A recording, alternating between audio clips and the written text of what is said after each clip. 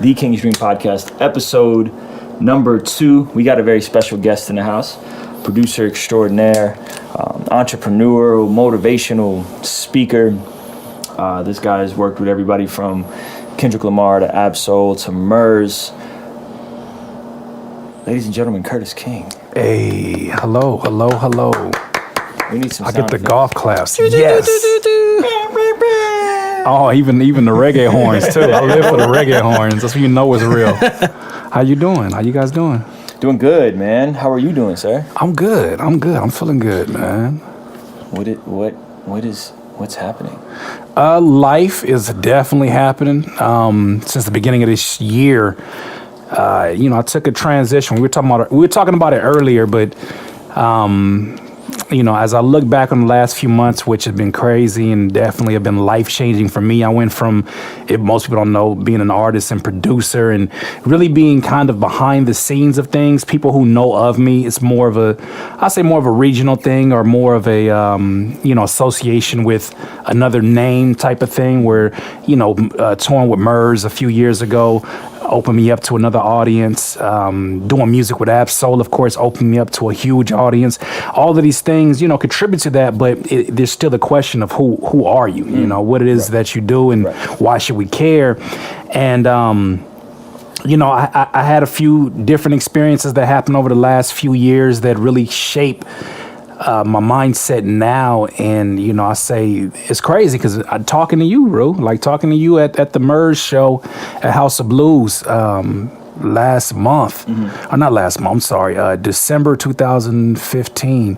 Honestly, that night when I left, it wasn't even just our particular conversation. It was one of a few that I had that night.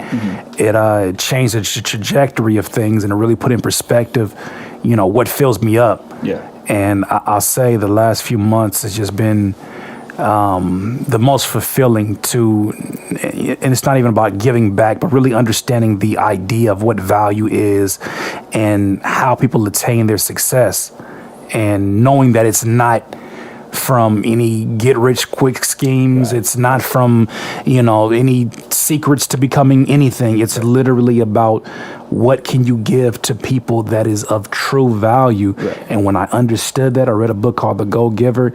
It literally changed everything. So I've been doing these YouTube videos, Artist Marketing 911, Producer Motivation 911. In addition, I've been doing music. I had a management team that I parted ways with at the top of the year. And now it's back to just me, honestly, just being in charge of my business and not really pursuing placements, just really being in charge of my business and doing all the things that, in the back of my mind, I had a gut instinct that, man, this probably can work, but now they're actually working. Yeah. So I've known you for a couple of years now, and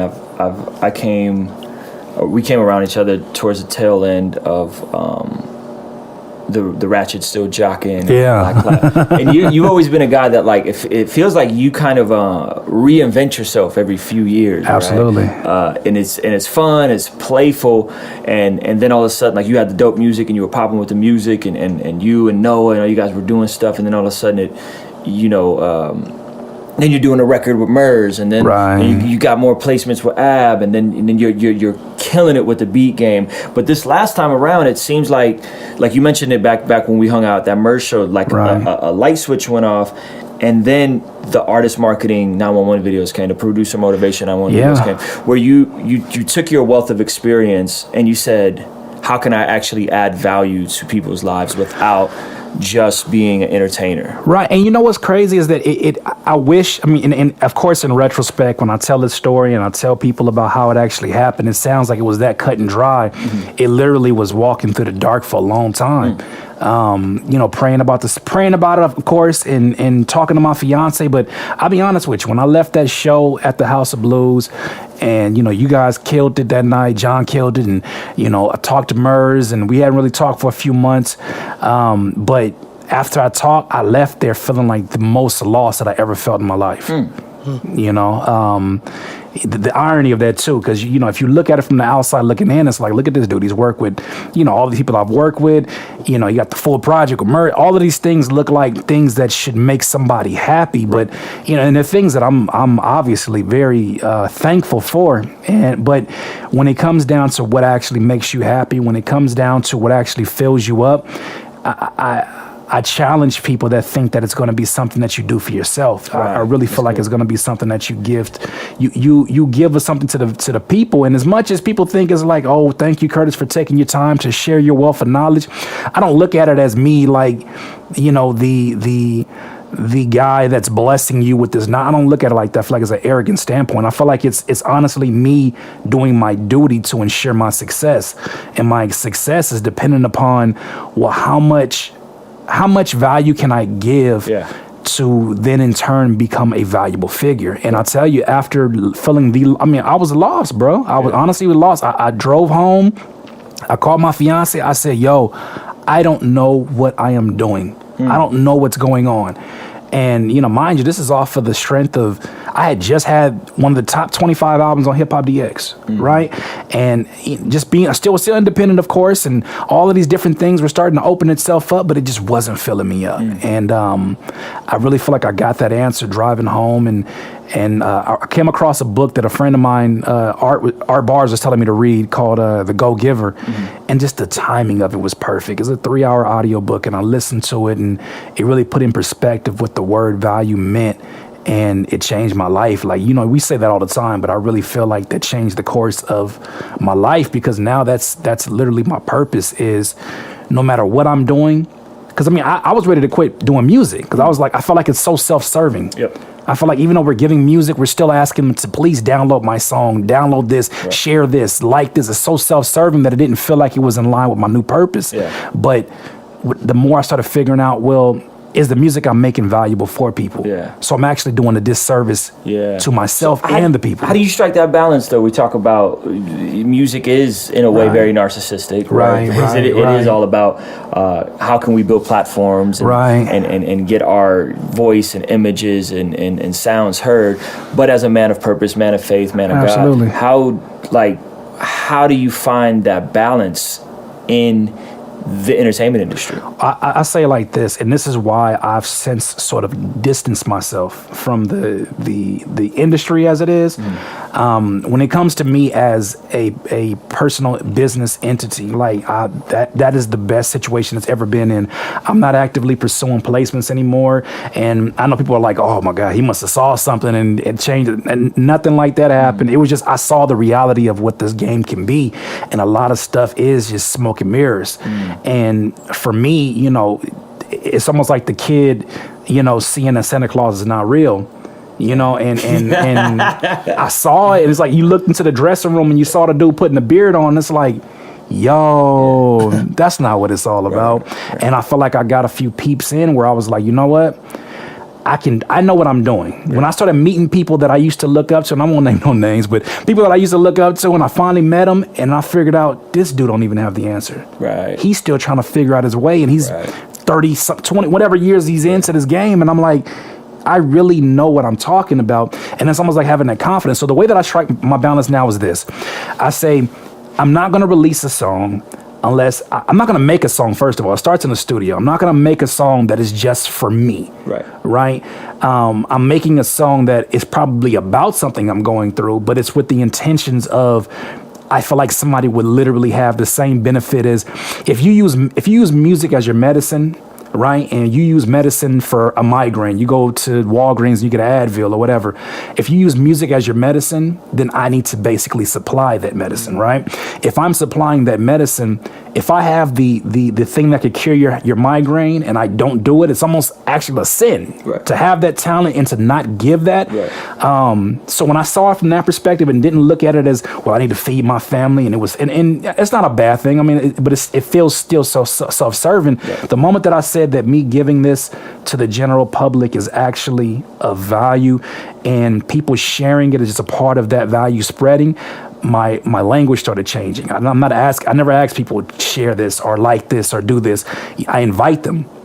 So my whole perspective of it changed, and what I started experiencing was that, in the beginning was a very slow process because people are not generally used to an artist going about things like that. They look at it like, okay, this is a little bit different, but people slowly start coming and they start understanding that this is just me all around. So I seamlessly go from doing these 10-minute artist marketing, producer motivation videos and jumping straight to a song or straight to a beat because it's all an extension of the same human being in the same art form. So as long as I'm giving value, I really don't find any difficulty, in a very narcissistic environment being of the people. Yeah.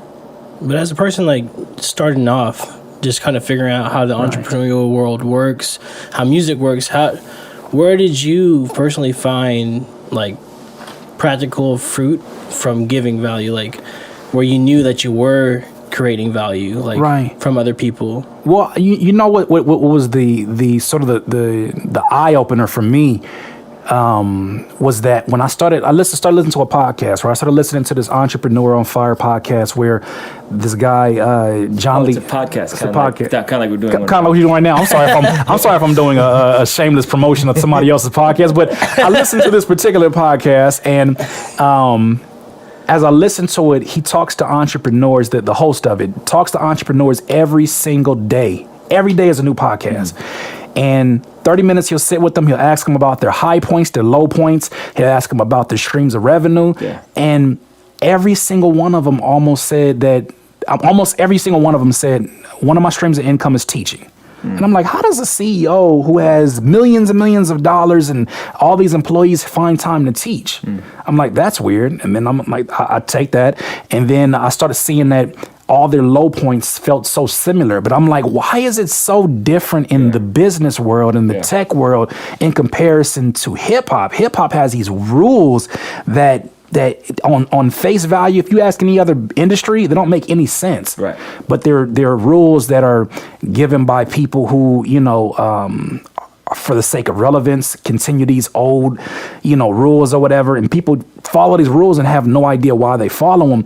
And we end up being a culture that doesn't teach each other. The young ones rebel against the old ones because they didn't teach them. The old ones rebel against the young ones because now they want to learn how to do Bandcamp, but nobody will teach them. And it's it's just thing that SoundCloud, right? With the SoundCloud, like things like that we don't even think twice about. Like we can do that stuff in our sleep, but people don't think of it. There's a 38-year-old OG who may even be a legend who doesn't know how the ethics or the etiquette of a Twitter. Yeah. You know what I mean? Yeah. Maybe you can't. It's hard to tell an OG, man, don't put those filters on that Instagram post because it looks cheesy. Like, no, I think it looks dope compared to what he had. It looks.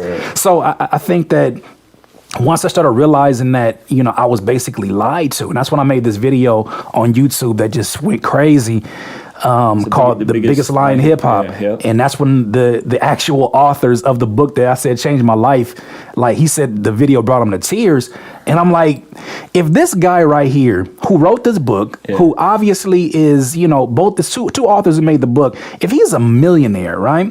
And he has the time to sit there and respond to a comment, I don't care if it's him or an assistant. The effort to me said, I can't even get my favorite rapper to tweet back, after I told him that his album was amazing and this and that. All I said about his book was that I feel like this is probably one of the most important life lessons I ever was taught through a book. Yeah. And he immediately responds. And my birthday comes around, he wishes me a happy birthday. And I'm like, this is crazy how accessible they are, and they're more successful. So then I started really looking at it like, what else have I been lied about?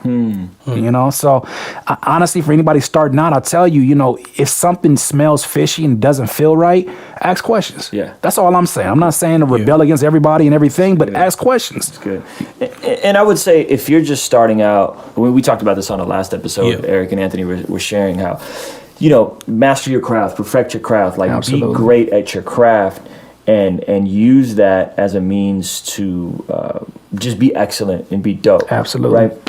And I think that's huge, right? Yeah. As a producers, I'm sure there's a time where like, all right, like I got to study what dope snares are, right? I honestly think there's like a lot of things besides just owning your craft that still like I need to learn to how to create and manifest value within my craft that's outside of just being good at what I'm doing. I think you guys have insight there that's something I want to know more of. Right. Right. Well, because everybody's an expert at something. Absolutely. Right. So if you're a guy and you've been rapping for a year, you probably shouldn't be putting up YouTube tutorials on how to rap. Unless you're just amazing. Well, not even that. Yeah. You know what I argue with that is that and I get this all the time because I get like 17-year-olds who say, "Man, when I'm your age, like I'm gonna be giving back," and I'm like, "No, you have a little brother in your household right now who knows nothing about what you just learned over the last year. Yeah.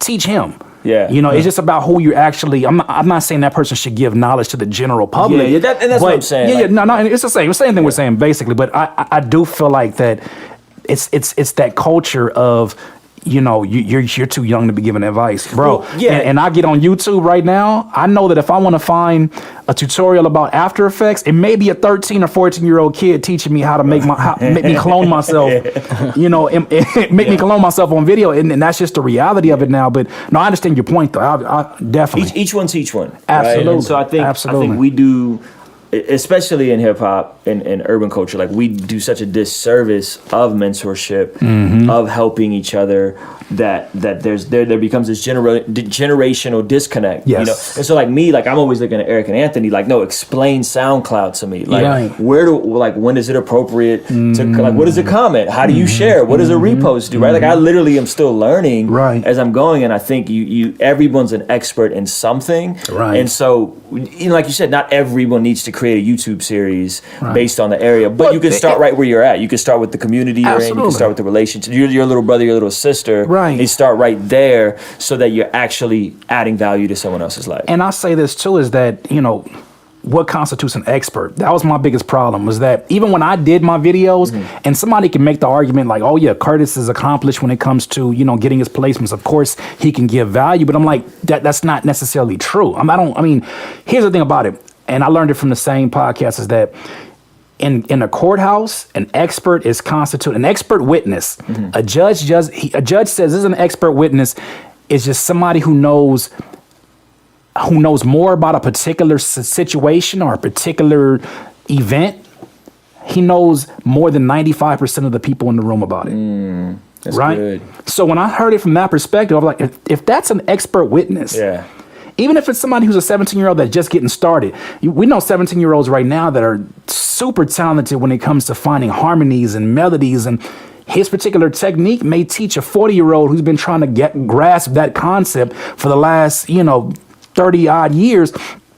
And I think that's where the value comes. I think it's honestly having that self-realization that, this is something that I do that is actually a God-given gift that's extraordinary, that if I'm able to break it down into words, it can be of value. You know what I mean? So I really feel like it's that culture that, and if that's my impact, that's my impact. I would have no problem with that. But I really want to see more folks, and I was always taught too, when you learn something, the way that it stays embedded in you is to teach somebody immediately how you did it. That's good. Because then when you teach it, you're sitting there by step, and you're going over it like, wait a minute, why was that important again? Yeah. And you end up revisiting the most important things that you should. But man, I think that everybody has some value to give. I think that you got to sit with yourself. You got to find the things that you like, the things that just make you itch and irritated and all of those things. And once you figure out the things that, like I told Willie B one time. Willie B's produced many records for J. Cole and Rigor Mortis. He did J. Cole 05 or 04 Adolescence. I forget what the name. I think it's 05 Adolescence. But he did that record for J. Cole, and I'm like, I talked to him and I'm telling him, I said, I think honestly our success in this lifetime, when it comes to especially us as creators, I feel like it's determined by those moments when we're searching to like spike off dopamines. You know what I mean? Like these dopamines that happen when we find the perfect snare, or we have the perfect mix, or we have the perfect delivery. That feeling when you deliver the perfect verse and you're sitting there and it's like you almost get goosebumps, like, oh my God, like that. I really like deliver that exactly how I envisioned it. I think the more that you're able to sort of control what the influences of those dopamines, I think the more you're able to control your success. So as I'm seeing these producers, I'm realizing they're not competing with other producers to be great. They're listening to a snare or a mix and saying, It's literally has a physical effect on me until it gets right. I'm going to obsess over the snare.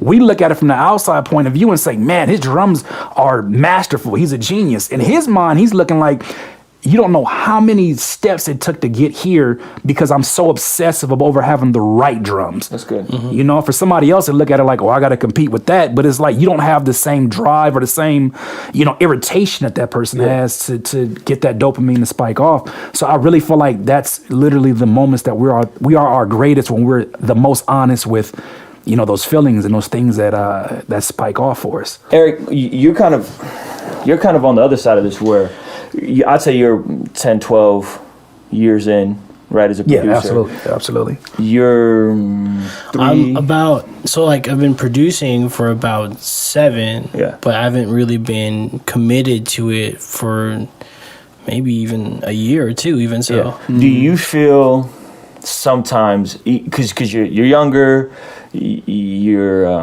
newer, do you feel do you feel sometimes out of place sharing your input and sharing your ideas and sharing your insight, maybe because you don't feel like you're an authority figure yet? Like, as a younger guy, is there a tension there for you to share your ideas? That's for sure. For instance, like when I give critiques upon any of the records that we're working on with Kings, like when I told Ruslan's records suck and I only like 2 songs out of the 10 songs he gave. Yeah, that was hard. We were on tour.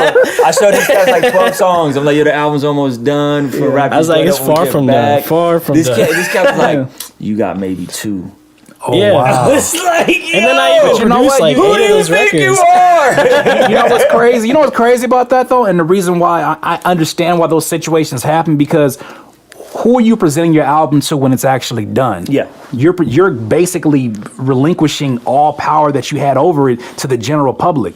Well, the general public consists of, 12-year-olds, 15-year-olds, 17-year-olds, 29-year-olds, people who've been doing music for a few years. Yeah. The one thing that we all have the right to is an opinion, and we're very... most times we're very honest about what we like until we get around other people who have an influence on that. But, sometimes it's their truth. And sometimes, you have to respect that. Yeah. So how do you balance that? Like that tension of like, I'm a younger guy, but I know I have something to value. So, and you're very bold in that. Like, when you feel strongly about it, like, you will be like, yo. I just don't think I can lie, to be honest. In my body language, like, just who I am, I can be like, it's pretty cool, But, my face, my expression says, like, yo, this sucks. Like, I trying to take it from a humble approach. Understand that my opinion is not fact. Right. So, like, as being young, I have the tension to want to feel entitled to my opinion and believe that it's fact and feel arrogant. Right. So I do need to step back, but I do need to give my insight, because there are certain things that come from my own perspective that you don't have. Yeah. Right. And those things are valuable, right? Like again, not exactly shade, but like, listen to the kids. You know what I mean? Like culture, pop culture, music culture, hip hop culture. Like it's always historically been a young person's thing. The only thing is, I don't really have a discography. I don't have a resume. I don't have a resume. So it's like someone getting hired to a new job and they're just a salesperson and they're trying to explain to their manager, like, yo, this would probably be a better marketing strategy, or you should probably hire this type of person. Like, because like we have the experience from the floor, seeing how the customers react while the manager is most of the time in the office. Right. And somebody that's younger is closer to being a genuine consumer of that music. Demographic. Exactly. Versus being... we make music and we have our audience in mind, right? And someone that's younger is thinking, but is this standing up to the J. Coles and the Kendricks and the Drakes? Is it world stage level, versus like, like Hip Hop DX will dig it. You know what I'm saying? Nah. But is it world stage level? Like, because I'm not competing I'm not competing with the other West Coast rappers. I'm competing with the Kendricks and the J. And that's, I think, that's the dope part about the youth, is like, they're like, especially the creator, like Eric Anthony's like, yo, these dudes they coming out the gate like they're, you know what I mean? There's this that's like good. It's like watching Steph Curry play ball, right? Like he's like this like gentle, innocent, like, oh, it's all good. He's smiling, he light skinned, like the whole deal. But he is a Kobe. He is a Michael. He's a killer, man. He might be better than Michael, but he's might be. He may become someday. But he's a fierce competitor. Like, he has that thing inside of him, but it's masqueraded in this youthful, fun, big smiles. He's a family guy, right? So, and I think that's dope, and I think that's valuable. So I definitely think it's healthy. For the end of the day, I just have to make sure I don't take my own self too seriously with it. As long as you're open to the same critique and I think that's the one thing too, is that, you know, what your generation is probably going to have, and not you in particular, but what a lot of them going to have struggles with is, you know, sort of, because you can do things like physically delete a tweet of negative comment. You could physically delete a negative Facebook post. It's almost like you can get rid of the negative feedback and the negative opinions of you. You don't have to consume it the way that somebody, if you met one of your heroes back in the 90s or early 2000s and he told you, like, your beats suck, you got to live with that. You know, there's not this level of delusion as there is now, in that you can create whatever world you want. And, you know, I'm no different from it. Like, I really am very adamant about, you know, getting rid of the negative energy when it comes to, especially certain content that is meant to help people. I know there's certain people that are disruptors that are basically trying to, you know, they're just gonna hate on. It is not even just hate on me. They're literally there to disrupt the connection between the people that I'm really trying to talk to. The trolls, like, I understand the point of them. The trolls. I understand, but what I think your generation is going to deal with is being able to take the same criticism, because they all got opinions. They got strong opinions, and I love it. But I think that when you turn it back and you give them an honest opinion, the way that they internalize it, because they don't have to internalize it on a daily basis, because most of their interactions online is like, you said something mean about me, I could delete that now, and now it never existed. Out of sight, out of mind. Right. But when somebody says something to you that stays with you, and I think that they have a harder time sometimes of dealing with that. But as long as you're open to that knowledge, man, as long as you're open to the same critique, and you realize that, you know, I'm giving you this feedback, but I'm not giving this feedback saying that I'm perfect. All I'm saying is that I have two ears just like somebody else, and my opinion matters, and I just want to express that to you. I think there's definitely got to be the connection to understand value. I think that's the my own generation, younger generations, like, we're still trying to figure out where our value is. Right. And so that's why it's hard for us to take the humble approach and be like, yo, I get why you're trying to critique me right now. Right. Because you're trying to get me closer to what my actual value is. Yeah, and it's going to take time, because it took me time. It's even though, you know, even with the lack of, you know, social media when I was early 20s, I mean, we still have Black Planet. I know I sound old. Black Planet in MySpace, don't know what that is. But yeah, you don't want to know what it is. It was never anything to brag home about. But even with that, you know, there is that feeling of building up a thick skin, and I think that's very important to anybody's character, especially a creative's character, is that if you plan on having long-term success, you got to be prepared to, you know, take even the love and the hate with a grain of salt. But the way that you deal with these things is really going to determine how much of a journey how fulfilling of a journey it's going to be for you. Do you have any examples, like something that have specifically made you more humble, or being able to receive criticism well? Like any like specific points in your life? You know, the way that I deal with negative situations is that in the past, and I've done it bad in the past. In the past, my first instinct was, I'm going to prove you wrong. You know, like, you said something about your beats suck. Okay, I'm going to prove you wrong. And I would drive on that energy, and it would drive me for about 2 or 3 months. And then I'll get up and I'm like, I don't even have this person in my circle anymore. Who am I doing this for? So when I learned that this is not sustaining, then I started saying why to myself a lot more. The more I started asking myself why, the more I started realizing that these opinions are going to come and go. Like, they're going to rear their ugly head. It's almost like an annoying little brother. Like, you know, it's your little brother. You love him. He's annoying, but he's your little brother.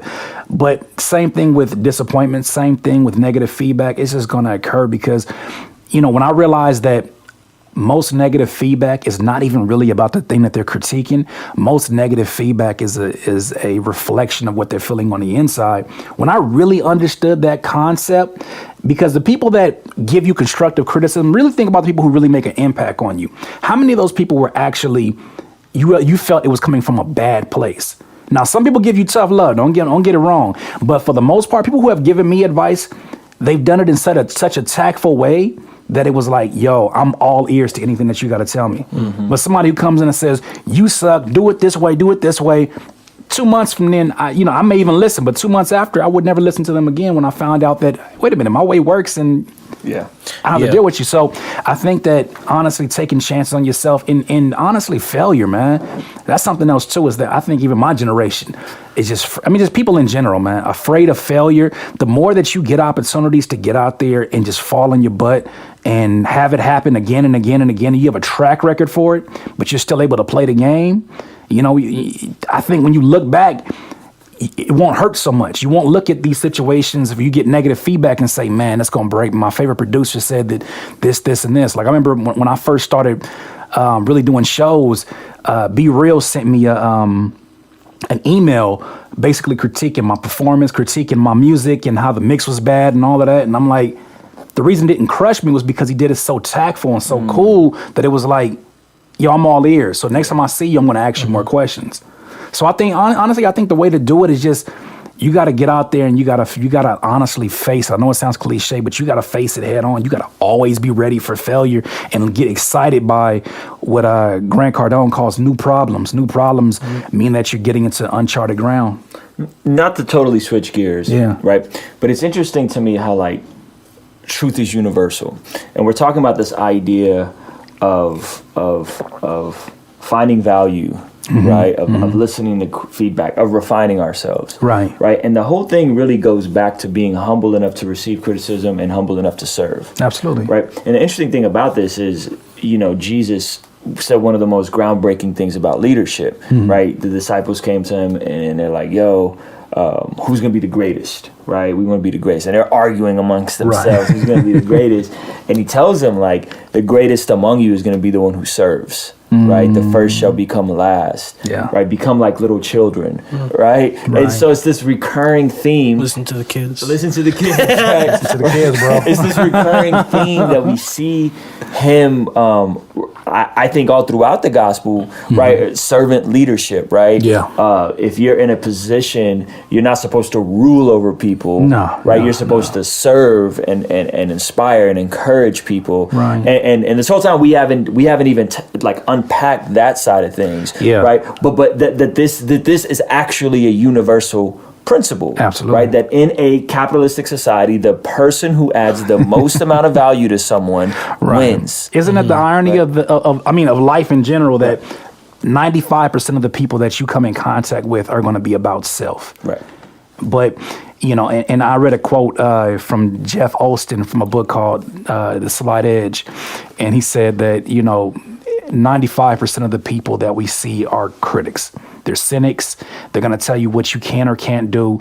And when you do it, then they're like, oh, yeah, you did it, But 95% of people are critics. He said, but in our culture, we erect statues. We don't erect statues for critics. 95% of people on this earth would not get a statue or be remembered like that. But who do we make statues for? It's those rare figures that make an impact and have literally served their lives for the general public. Right. It says 5%. The ones that aren't trying to build a statue. The Dr. King. You know what I mean? Like the people that you just can't say, oh, he's another Dr. King. You're not going to say that, about somebody. Like, it's, and I think that when people realize that, man, 95% is literally most people that's pretty much everybody that I come in contact with, and there's only a small amount of people who will actually get what's going on. I think that once you realize that is and that's about how I felt in December 2015, bro. Like, I really felt that way when I read that book after having that show. I was like, how is it that this is happening on this level. And mind you, I'm thankful it didn't happen. Like, I thank God every day it didn't happen when I was sitting in a mansion and I'm looking around like, okay, I finally got it. What now? Because there's been times where I would go visit, producers or whatnot, or, other artists who actually achieved that. Yeah. And they have it, and I'm sitting in their house, and I'm like, "Yo, this house feels so lonely of love and a home." Yeah. And then I would go visit a Murs, and it's like Murs does it smart. He lives very smart, and so I'm looking at the house. I'm like, "Yo, this feels more like home than anywhere else." Yeah. Right. And I'm like, "What vision do you see for your success?" And I think that when I went to go visit Murs, and we were shooting the videos for the Shut Your Trap project, and I saw the house, I was like, "Yo, this is actualizing dreams." Like, I'm touching the walls, and he probably gonna think that's weird saying that, but I'm like literally like looking around and saying, this is what this work can bring you, and this is what it feels like when it's right. I think it made me like have a reality check, and I was like, it's not all about this stuff. Right. It's literally about what can you do that people feel like, yo, you've made an impact on me. And I tell you, even for a figure like Murs, I've been to probably 40, 50 something shows of Murs, and I tell you, every show you see a mother who was a fan of his when he was in Living Legends in the early 90s. You see her daughter that graduated from college who's at the shows, and you see the little sister of that particular young lady who is now a Murs fan, because he's talking about something that is value to multiple generations. Right. He talks about love. He talks about relationships. Yeah. He talks about things that apply to every single generation. I think that kind of stuff, you're literally becoming a servant of the people. You're going on tour and you're engaging them. You're making them smile. I've seen Murs walk up to a fan that had his vinyl in his hand, walks behind the fan, taps on his shoulder and says, "Would you mind if I sign that for you?" Yeah. Like, listen to the wording of that. Would you mind if I Murs, who you're obviously here for, would you mind if I sign that for you? Yeah. When I saw him do it, and we looked at him as a leader because it's his tour, and we being, I was at the time, this label I was with, Black Cloud, I'm like, if Murs can do that, what does that now leave everything, for us? I remember one time when I first worked at Quiznos, I didn't like the owner there, but who worked there. But one of the most powerful things he ever did was, on the first day, I was in the middle of a rush, and I was like putting sandwiches together, whatever. He's taps me on the shoulder, and he says, "Dewan," that's my government name, by the way. He taps me on the shoulder, and I'm like, "Yeah, what's going on?" And he's like, "You see this?" He points to a piece of paper on the ground. He picks it up and he puts it in the trash. He says, "I'm the owner of this building, and I just put this trash inside the trash." Yeah. He said, "If I am willing to do this, what do you think I expect everybody else here?" Yeah, that's good. One of the most powerful things, and it's so simple, but it's like, if the leader is willing to be a servant, and is willing to in a way that Jesus was willing to wash the feet and willing to do these things that people think are below them. Yeah. If the leader is willing to do that, what do you think you're responsible of doing? Or if you're willing to tweet back. And you know what? Or if you're willing to follow back, bro. Right? You did a great artist marketing thing on follower ratio, right? And that convicted me. Like, there's this real thing of like, so real, and that really changed my heart. Like, man, like that's crazy. We need to actually serve and lead by example and all the things, right? And so if you're not going to genuinely care about the 1,000 followers you gave, right? I mean, that God has given you, right? Whatever level, the 500, you're not genuinely going to care to engage those people and add value to those people in whatever platform, right? Real. Like, what makes you think that you're going to get the 10,000 or the 100,000 or the million? Because it has to happen. The thing is, I think most of us look at these we look at other people's success stories, and immediately we internalize it. Like, how is that going to happen for me? Right. It's just a human thing. I don't think it's a very selfish thing. I think it's a human thing that people look at somebody's success and like, that's great for them. Man, like, what does that put me at? I remember when I first, started experiencing the whole Odd Future Tyler thing or whatever, and I saw him at, I think, like 15,000 fans, and then he jumped on the late night show, and it was like 100,000 fans, and I'm like, is it going to happen like that for me? Like, it's just something that mentally comes to your head. I don't know why it comes to you, but it happened, and it was like, that right there was something that was a part of the industry. Once again, that's one of the industry rules that I was basically given, that you got to make it look good for appearance sake. You got to make sure your ratios are on point and people are not going to take you serious. Right. And I'm like, in the back of my mind, I knew that was absolutely ridiculous, but if you want to play the game, that's the game you got to play. And for me, man, I can't. I know myself, and I know what I'm not able to do. And one thing I'm not able to do, if somebody were to see me at my merch booth, come to me and say, Curtis King, your music changed my life.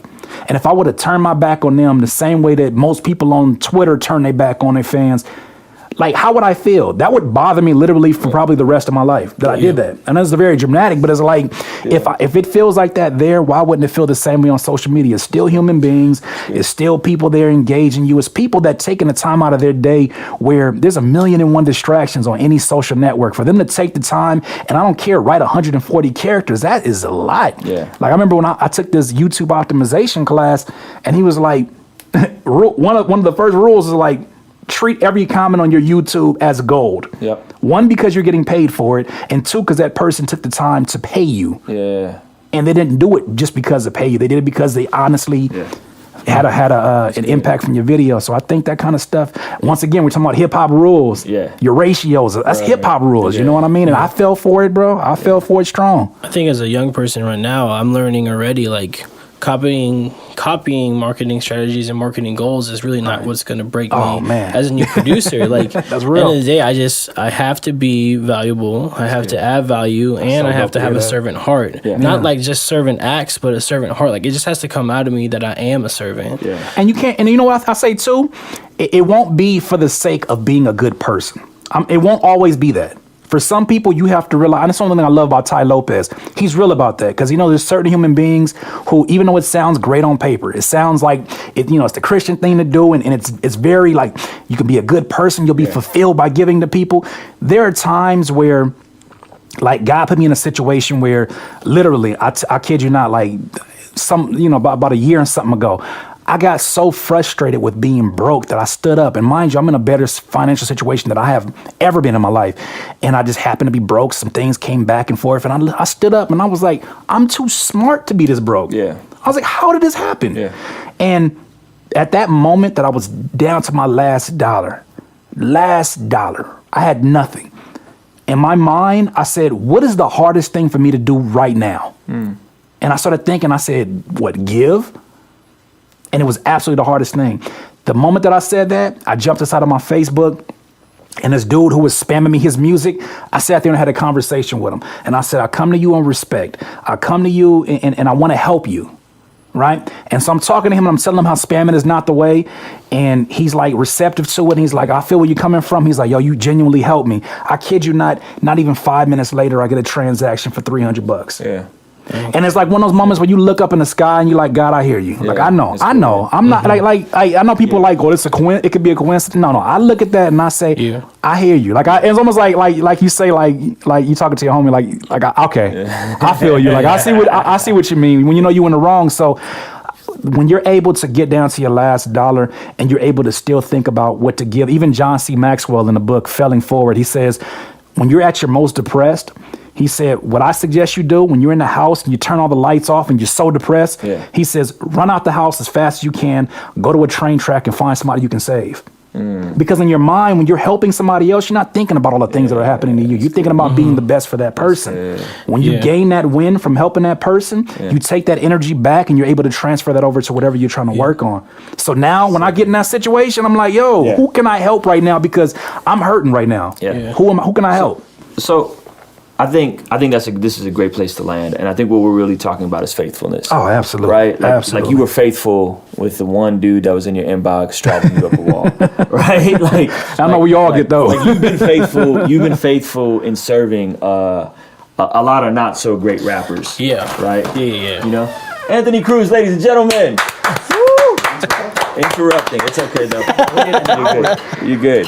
Has it been an hour? We're wrapping up anyway. It's awesome. It's my fault. Every time anybody get a podcast, I always run over. But look, being faithful with the little things, right? Jesus said, "How are you going to be faithful with the big things if you can't be faithful?" So real. Things, right? And so, in closing, we want to hear from you guys. Tweet us, leave a comment. Tell us, what can you be more faithful with right now? Not what you want to be more faithful with when you sell more beats or when you sell more records or when you get more followers, but what do you know that right now what God has entrusted you with right now, what can you be more faithful with? So let us know. Shoot us a tweet. Curtis King with 2 S's. Hey. Please, 2 S's. Ruslan KD, Eric Kingsley with 1K. 1K. King's Dream ENT, of course. But thank you guys, man. This has been great. We got to have Curtis back for another episode. We went over on time a little bit, but I think it's okay. Anthony Cruz crashed the party. Hey. Thank you guys for tuning in, man. We appreciate you guys. Make sure you guys are following this guy. Follow his artist. Y'all got to follow his Artist Marketing 101. I literally consume them every Tuesday. Oh, man. They're so inspiring. Oh, boy. I even watch the producer motivation. I'm not even a producer. That's how good the content is. So this guy's out here. Curtis King TV. Curtis King TV. Subscribe to his YouTube page. And he just has a wealth amount of knowledge that he's acquired through 10 years of being in this game, actually like being in this game, landing the big placement. So make sure you guys are following him, support what he's doing, new music on the way. Thank you.